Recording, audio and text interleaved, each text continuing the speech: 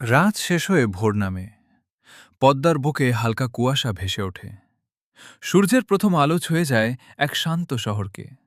এই শহরের নাম রাজশাহী। এখানে সময় একটু ধীরে চলে। রিকশার ঘণ্টির শব্দ, চায়ের দোকানের আড্ডা, বিশ্ববিদ্যালয়ের লাল ইটের পথ, সবকিছুতেই যেন লুকিয়ে আছে এক অদ্ভুত মায়া। পদ্মা নদীর পাড়ে দাঁড়ালে মনে হয় জীবনটা আসলে এত কঠিন না। হাওয়ায় মিশে থাকে কাশফুলের গন্ধ, আর সন্ধ্যার আকাশে শহরটা হয়ে ওঠে স্বপ্নের মতো সুন্দর। রাজশাহী শুধু একটা শহর না, এটা হাজারো স্মৃতি, ভালোবাসা আর গল্পের নাম।